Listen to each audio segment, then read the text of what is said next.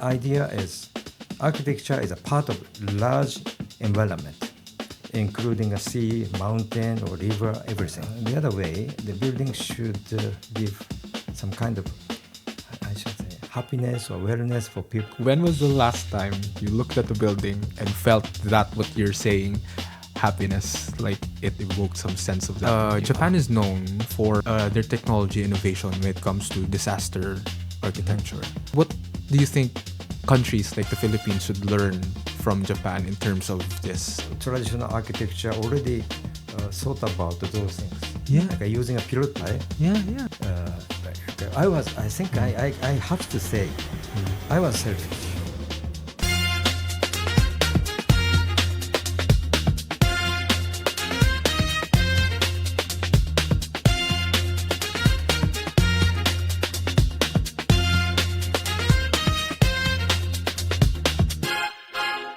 Hi, and welcome to another episode of UAP Dubai's Lines to Legacies.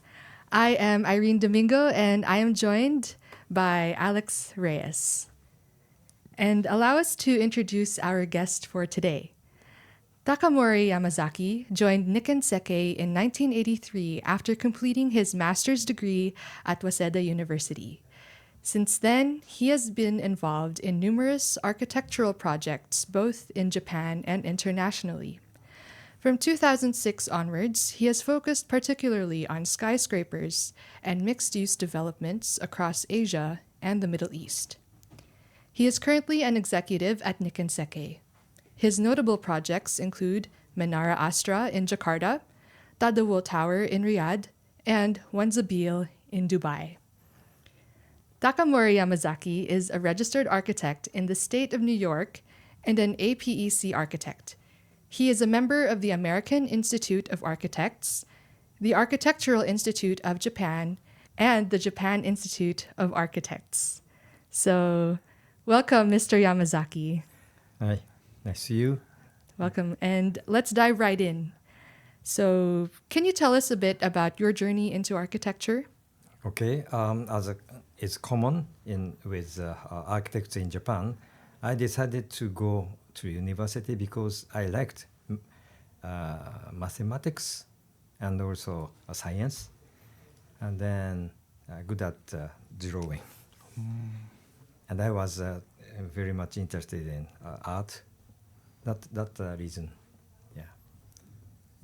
A typical start. But can you share about how you got interested? How young were you when you first thought architecture might be the field for you? Okay, I was born in a countryside, so I haven't seen architects as a kind of designer. What I saw is like a construction site or the carpenters, those people. So I couldn't imagine, architects. So what I start imagining is high school, when I should decide which major I should go. Yeah. That was architecture. And then many years have passed, and you're working in Nikken Sekkei, one of the largest architectural firms in the world. Tell us that story. How did you come to work for Nikken Sekkei? Yeah, this is also a kind of coincidence. A senior from the university, our senior, he was active in Nikken Sekkei and came to school and asked somebody to apply or something. And then I applied and I just entered. Oh. So it's not like, how do I say?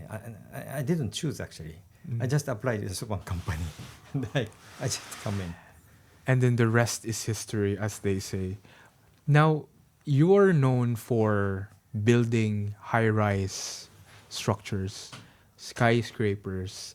These are the landmarks of a Takamori Yamazaki. What drew you specifically to the world of high-rise architecture? Okay, from the beginning of joining the company, it was a time when redevelopment in the city has begun, just started in Japan. At first, there were two buildings with a 15-story. Yeah. uh, the name is like China-Japan Friendship Association or something. That kind of building. Yeah. Office tower and the hotel tower. Mm. That was the first time to design a high-rise building. But I was not interested in it because at that time the building was so rigid and not many, part of design.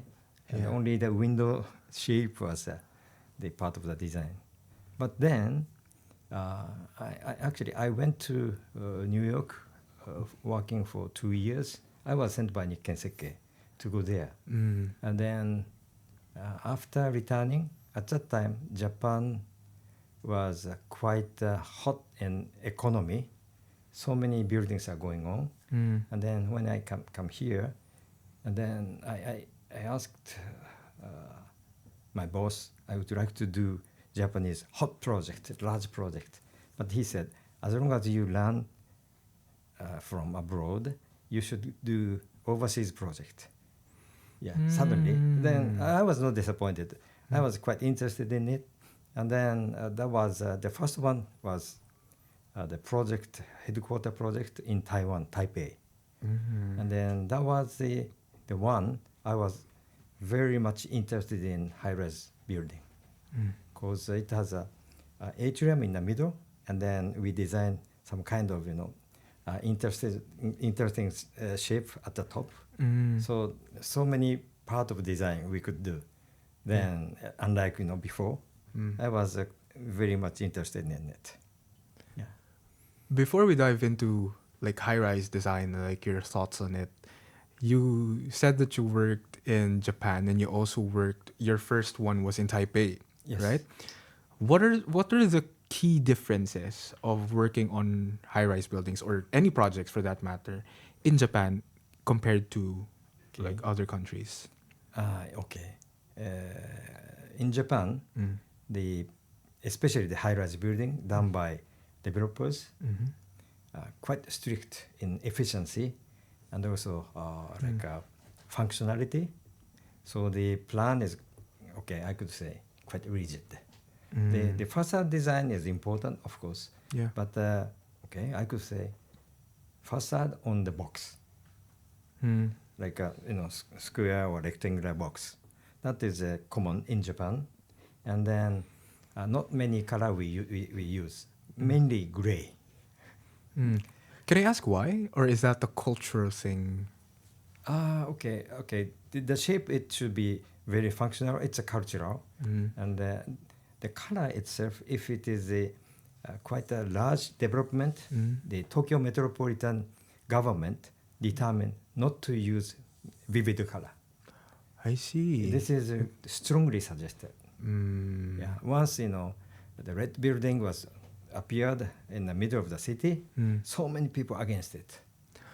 That is so interesting. Many the people would like to do something like very moderate, not too special. Yeah. And if I may ask, you came from the countryside, you grew up there, and you didn't have an idea of what architecture entailed. So when you started working as an architect, how did you develop your ideas? Okay. Basically, during the student days, I was very much influenced from my teacher, my professor. What his idea is, architecture is a part of large environment, including a sea, mountain, or river, everything.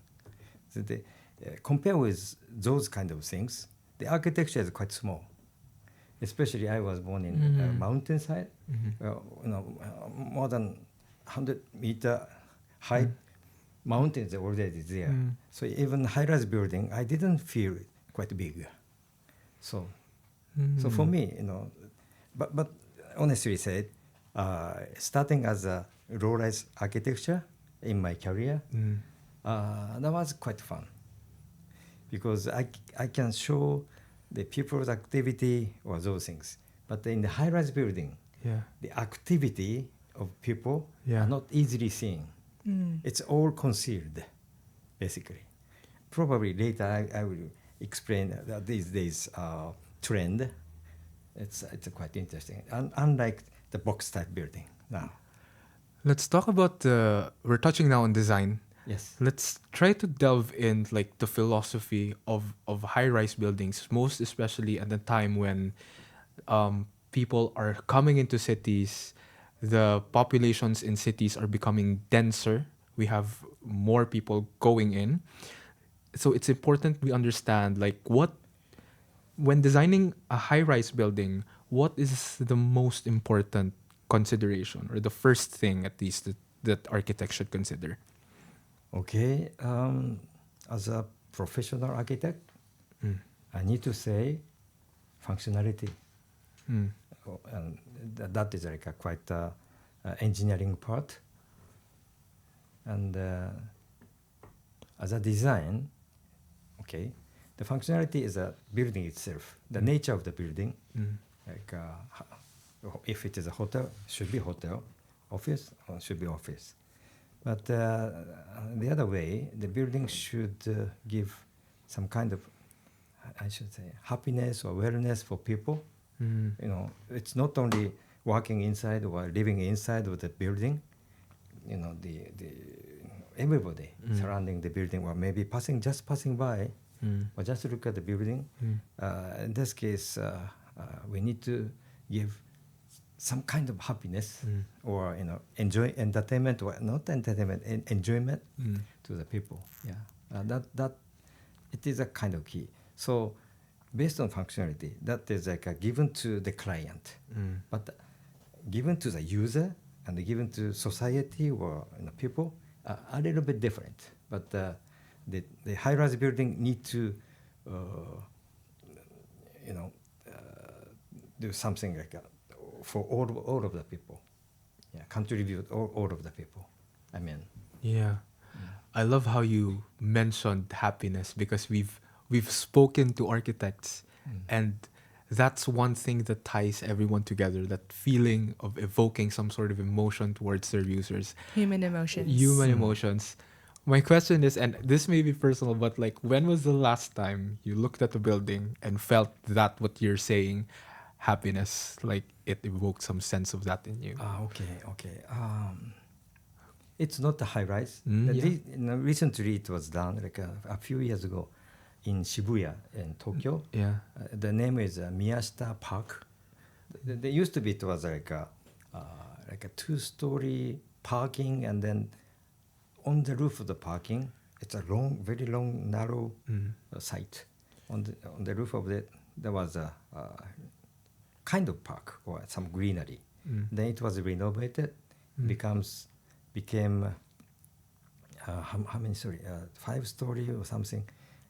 Retail building, retail and food and beverage building. But on the top, huge park area is provided for the public. And also usually the retail is like a center corridor, double-roaded corridor, all closed. That's a shopping center. But that one is different. Like open to the corridor is open to the city, so people can see from outside what is happening inside, and inside the people can see the city, people passing by. So that is a kind of communication, user or visitor with the city itself. And then on the roof, so many people, especially young people, enjoy meeting together or dating or day and night.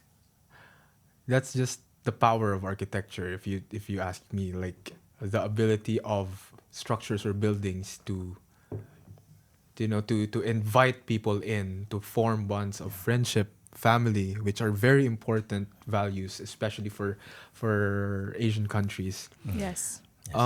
One of the questions I have here is that you mentioned earlier about the design of the buildings and how the box is currently like one of the most prominent, I would say, structures.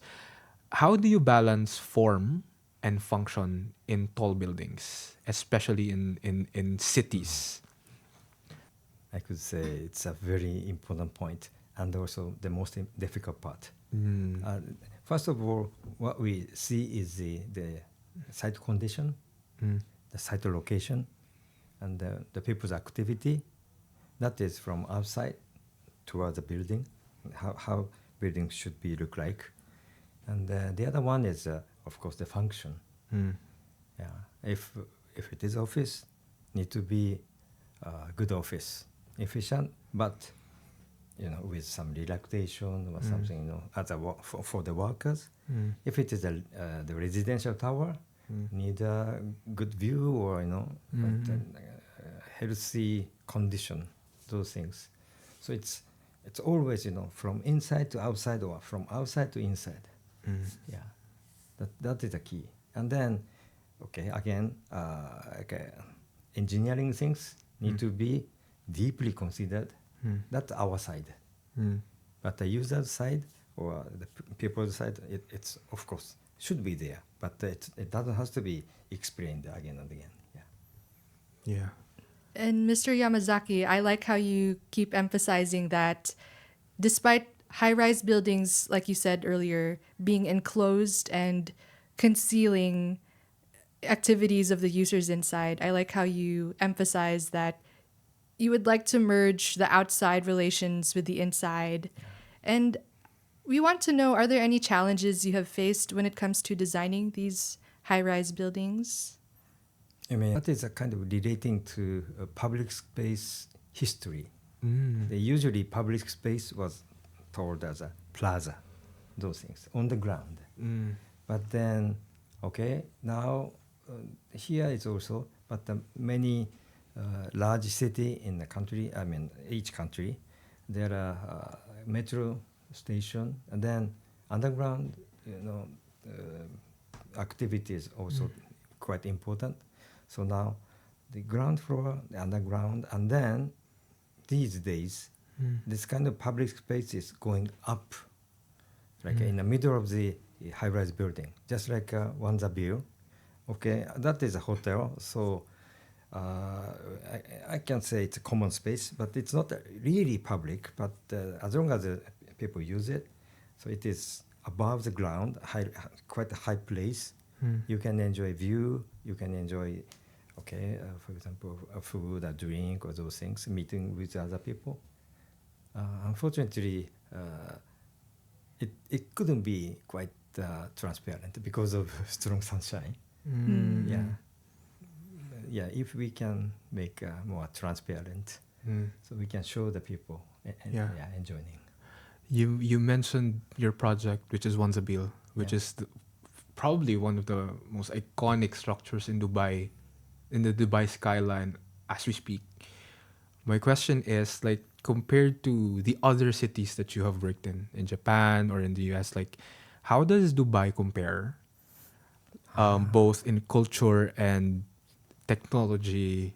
Like, because you would notice that Dubai is fond of these iconic forms, iconic structures. So tell us something about that.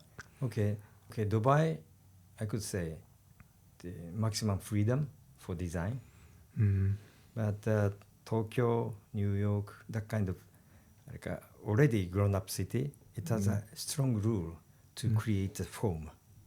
Like in Japan, like a shading effect by the building in winter, not only in winter, every time throughout the year, affects a lot about the form. And then in New York, there is also kind of restriction of the form. Not it looks like free, but all of the building need to go through some kind of quite a strict rule. Yeah, there's a regulation, there's a code. Yes. Yeah. And then this regulation is not easily calculated. You need a simulation. Then you can do this one, like trying to make kind of foam, and then you find that this is not good for the shadow or those things. And then we change it. Of course, on the other way, it's possible to calculate, but we need a computer. We cannot do like X plus Y or something. No, not that easy. We'll be back after a short word from our sponsors. So, Irene, Yes, Alex? if you could go to Japan, Ooh. what would you do? If I could go to Japan, I'd love to, of course, experience Tokyo. It's a bustling city. Yes. Shibuya Crossing, super popular. Taking selfies, pictures in Shibuya Crossing. Yeah, it's like their version of the New York Times Square. Yes. And I would love to go to the more cultural side, to Kyoto, see the temples, experience what we've been studying about. I would love to see more of Japanese architecture, the temples, and I would love to ride on the bullet train that takes you from Kyoto to Tokyo in 2.5 hours. Amazing. And Yes. that innovation would be cool to experience in and Yes. of itself. What would you eat? Oh, eat. For sure, authentic takoyaki. Love. Yeah. How about yourself? What would you like I to try? would love to eat authentic sushi and ramen. Sounds good. And aside from authentic food, I'd also love to try their rare exotic food. I've heard of the tiger pufferfish, and I think that would be really intriguing and a bit of a risk to try, but seems worth it when you're in Japan. And did you know that all of this is possible if you book through MPQ Tourism? Really? Do tell. So they can plan your entire 7-day itinerary from your arrival to departure. They'll take care of your hotel, your schedule for the day, and when you transfer to different cities, it's all taken care of. And MPQ Tourism, they happen to be our sponsor for today's video. That is so amazing. For more information regarding MPQ Tourism, just refer down to our podcast show notes. Yeah, thank you, MPQ Tourism. Thank you, MPQ Tourism. And now we're back to the episode.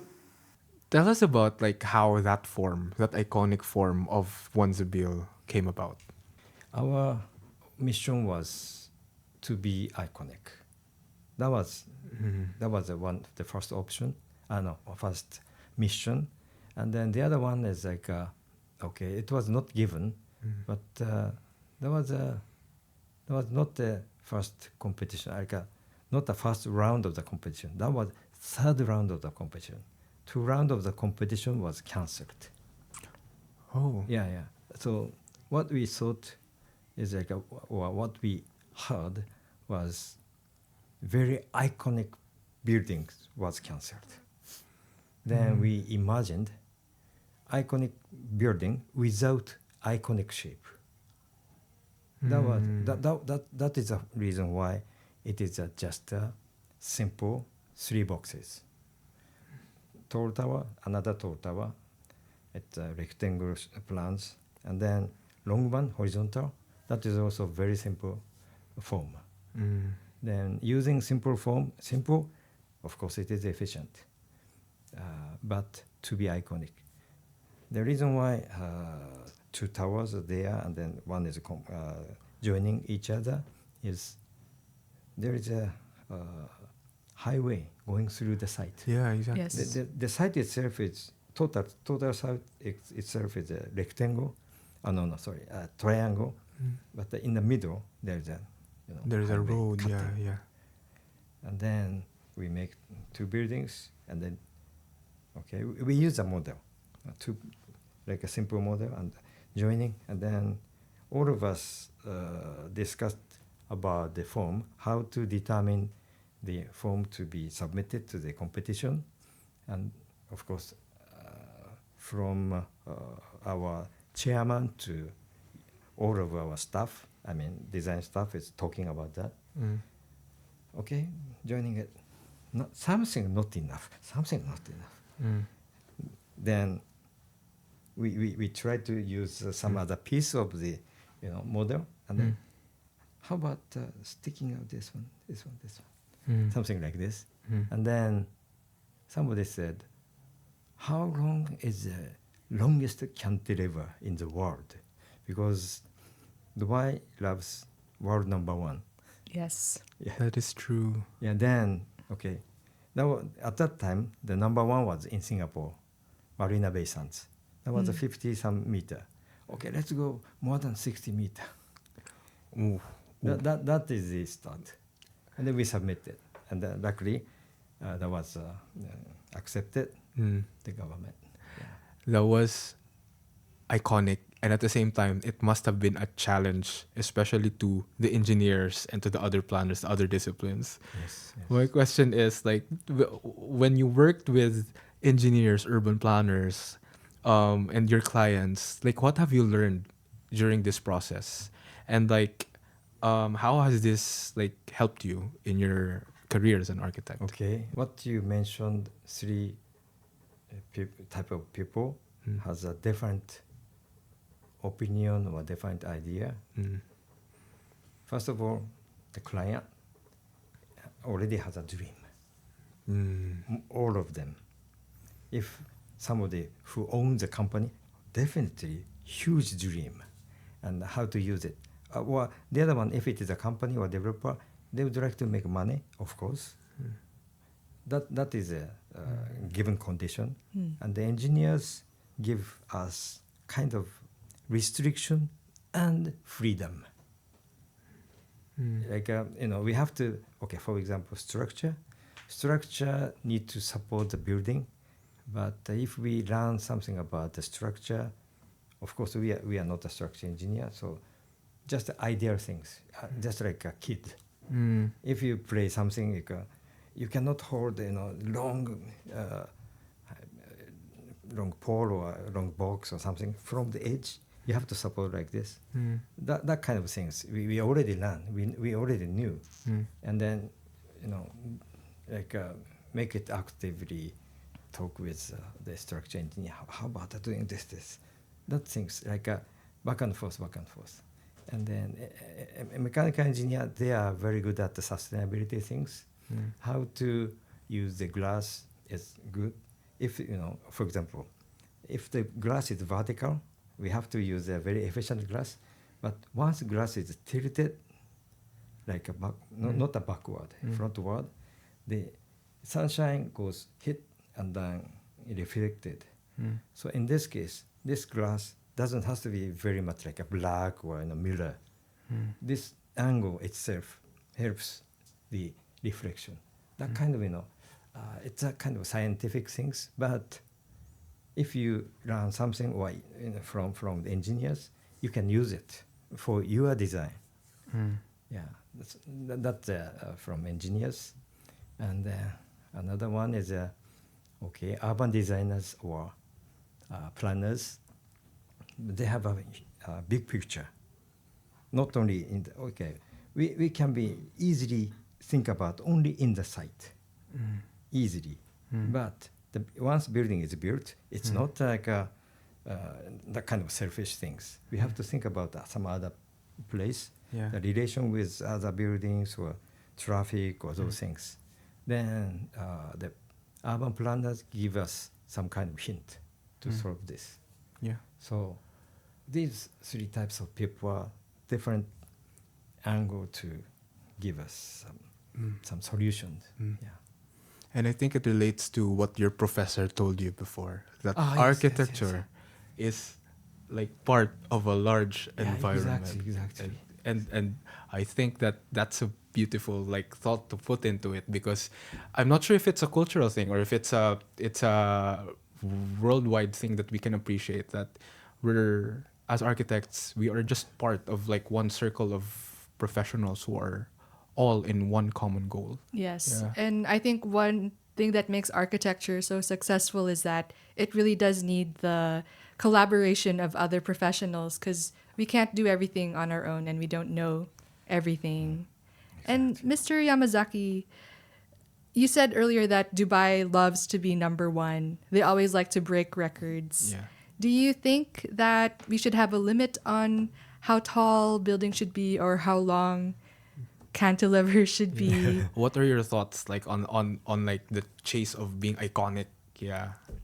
Okay. That what you said is like two phases. Like the limitation. If it is a height, I don't think there is a limit. Building itself, but if we think about the people who is in the building, in the super high-rise building, for example, like a 2 kilometer, 3 kilometer, possible to build, but if you live there, you will be isolated, definitely. you cannot easily have a community because you have to go down by elevator. Then you don't see many people. So actually, we have some experience about designing 1 mile high tower. Then at that time, 1 mile is quite large, double size of Burj Khalifa. Yeah, it's like 1.6, I think. Yes, 1.6 kilometers. So it's a huge. Then what we thought is divided by some parts. At that time, 4 parts. The top part is an exceptional part, but the other one is like a 3 part, lower, middle, and higher. Then we created a kind of common space, like quite a flat, large common space, joining the 3 huge tower together. And that is the one way of saying is like a park, and it has a thickness, and then other like schools or community things are all installed. So people can come together here, maybe from lower part or anywhere. But this kind of things make the tall building like a breaks like shorter buildings just stacked. Each other. Where can I ask, where was the project, like inception, like the site of it, if you may? That was Saudi Arabia. In Saudi Arabia. Yeah, but that was a competition, but it was cancelled. Yeah. The reason why I asked where it is is because, like, you yourself are from Japan. We are from the Philippines. Like, we are in an area in the world where a lot of natural disasters happen. Oh yeah. Earthquakes. Tsunamis. We have recently, as time of recording, we recorded this on October. The Philippines experienced 2 earthquakes already. Oh, okay. Yeah. My question is, like, Japan is known for their technology innovation when it comes to disaster architecture. How do you think, what do you think countries like the Philippines should learn from Japan in terms of this? Okay. The disaster in Philippines is kind of typhoon. Yeah, it's typhoon, There's but we also have typhoons, earthquakes. Earthquakes. Earthquake also? Yeah. Yes. Okay. For the earthquake, if you design carefully, you don't have to worry about it. But the other time, building itself is 1 by 1, but not everybody is preparing those things. Then what is happening is this one is okay, but the rest of the part, for example, in Japan, the earthquake itself also quite severe for damage, and the other way is like a fire. Yeah. When we have more like a wooden houses, and then once earthquake happens, even if the building is not torn down, the fire might happen. The bad thing is one fire goes everywhere. I see. Yeah. So providing fire to stop or no explosion of those things, that is another side of earthquake. Yeah. And the typhoon is also quite severe. Typhoon brings huge amount of rain.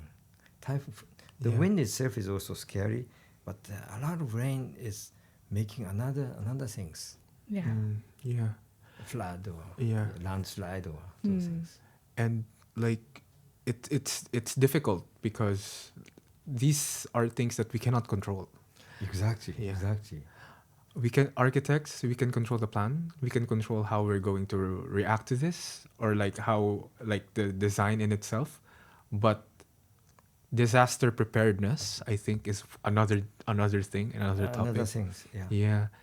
And a lot of this has to do with, like, the intersection between architecture and even planning and the government, like how these things respond. So I think these are also very important things that should be considered. Yes. Like, Not as just designer. the actual disaster, but the response to it, what happens after. Yeah. And in this case, it's not the architectural things.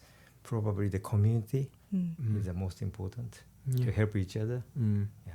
And I think architecture can help Oh, in yes, building yes, the yes. community. Yes. So in a way, like you would think that architecture is different, but perhaps one thing that I'm taking away from our conversation is that it's the ability to link people together, to bring people together. Yeah, yeah. Especially, we have some experience during the strong earthquake, like Tohoku area, Yeah.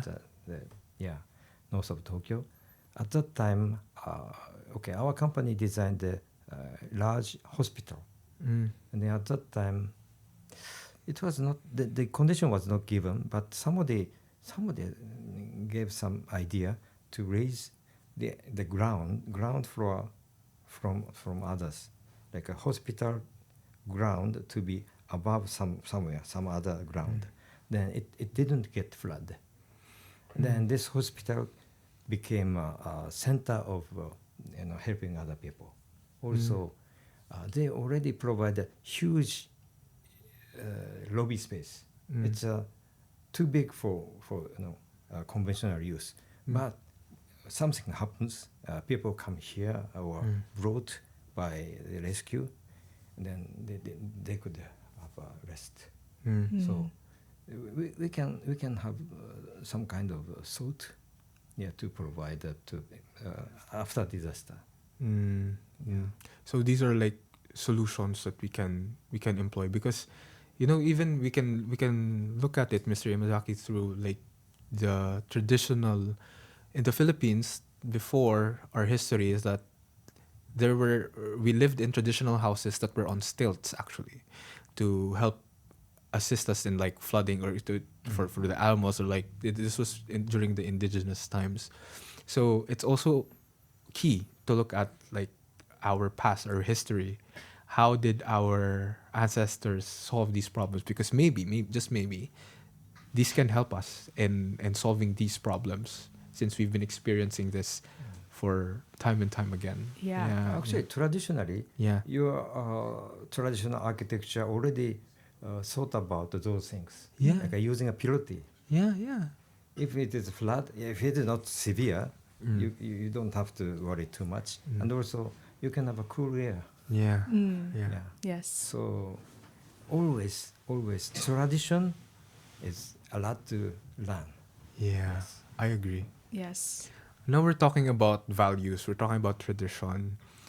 We've looked at your history, and we noticed that you have worked in Nikken Sekkei for 40 years? Yeah, Is more that than right? 40 years actually. More than 40 years. That's incredible. That's actually incredible. Yes. And our research says that 43% of Gen Zs, today, Gen Zs, plan to leave their company after 2 years.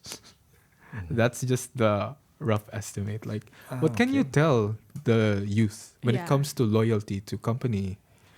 Okay, I could say loyalty, but if you think about your professional career, if you change the company every 2 years, what kind of things you can build? That's the key. Yeah. If it is like okay, if you have a very good character, and you can sell anything you can, then in this case you can skip any kind of things. But our profession is like based on experience. Yeah. If architects skip 2 years one company to other, every time it's not a build, it's stepping up and going down, and then stepping up, going down. So in this case, you can never get certain level of the skill. Yeah. So And if I may add, Mr. Yamazaki, what kept you in Nikken Sekkei in particular, aside from your personal idea of growing with the company? How was Nikken Sekkei when you joined, and how did you see it grow, and what kept you wanting to stay with Nikken Sekkei? Okay. Nikken Sekkei has been keeping me many opportunities, because each project just once in a time, once in a life, never come. And then Okay, I for example, uh, the the first time I designed the office, I had to learn a lot, but the second time, of course, I could use my experience, but a lot to learn another.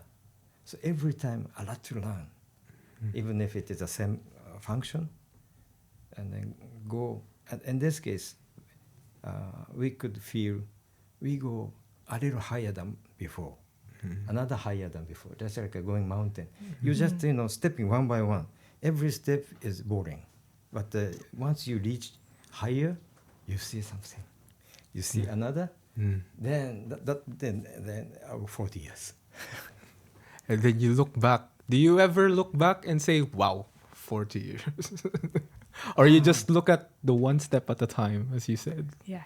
Okay. I could say I must satisfy. Okay, I think I have to say I was selfish as a design. But of course, I work with other people, and the other people, I believe they are also happy. But I would like to, control the design of those things. Then at that, at this time, I have to say I was selfish. But selfish in order to make the client happy or the people happy. But I believe what I thought is good. I'm not sure this is a good way to think. But now I already getting older, and then working with other young people. Okay, maybe my role is something from my experience to give something to young people. Yeah. So when you hire young people now, what do you look for in them? Okay. I like the young people are working hard. It doesn't mean like a long time or overtime. Like enjoying working. If somebody doesn't have enjoy in mind, the design becomes dead. So somebody who love work, who love architecture, who love design, that the person I love. Yeah. And Mr. Yamazaki, how about for those who continue to employ your colleagues in Nikken Sekkei or in other companies? How do you encourage them to build their company that people will want to stay and to grow with that company? Okay. Yeah. In Dubai, unlike in Japan easy, but in Dubai, our company just started 2 years ago. I mean, as a independently designing. Before we had a branch, but the branch is mostly like getting project. But now we are designing the design not only in Dubai but also some other place. And in this case, I would like to make young people like feel like growing in our company. And if the person can really feel he or she is growing, probably they can be here in Nikken Sekkei. But if somebody is not satisfied, the project or the way we design or those things, they might leave the company. Yeah. But I would like to avoid that situation. Yeah. Yeah. I'd like to end our conversation by asking you one last question. And this is a personal question to you. As Mr. Takamori Yamazaki, what are your personal values that you would like to impart to our listeners? For professional people, easy to say, love your work. Yeah, and find something you can enjoy. Because the job itself, okay, I could say like architecture is a kind of dream job or dream come true something. But the reality is, okay, for example, it's a tool of making money. That is one side of the architecture. But even though we can find some small piece to make some other people happy, then that it's a kind of treasure research or something in the one project. Yeah. Even if it is everything is bitter. Oh, this is sweet. Yeah. What I enjoy most about our conversations or like this talk is like two things I took away from Mr. Yamazaki here. Number one is that architecture is just a small part. It's a part of the community, what your professor said. And that sticks with me because it helps us understand that it's about community. And once we build for the people, for their happiness, to empathize with others, that's when we can say that our job is done and it's done well. Yeah. Yes. And Mr. Takamori Yamazaki, thank you also for emphasizing the joy and the passion in what we do. And we really were intrigued by your stories. We really appreciate you sharing your experience, and we really appreciate your perspective as well. And we'd like to thank you so much for joining us Thank today. you so much. Thank you for inviting. Thank you. I also enjoyed it. Thank you. Lines to Legacies is a production by the United Architects of the Philippines Dubai chapter. It's directed by me, Alexis Reyes. Edited by Marvin Verses and Surzan James Gulay. Research and writing by Katrina May Lim and Marivic Matellano. Hosted by Alexis Reyes, Irene Domingo, and Monica Murebi. Special hosts are Patrick Soriano and Carmina Austing Mamangun. Guest coordination by Van Adrian Latigay. Social media managing by Norlene Clarice Felizario and Edna Marie Obdinalia. Production design by Onofre Giao and Junilin Gallio. Operations by Christian Garcia. Introduction is by Camila Latigay. And beat produced is by Patrick Soriano. Follow us on our Facebook, Instagram, and TikTok at Lines to Legacies. See you next time on another episode of Lines to Legacies, a production by United Architects of the Philippines Dubai chapter.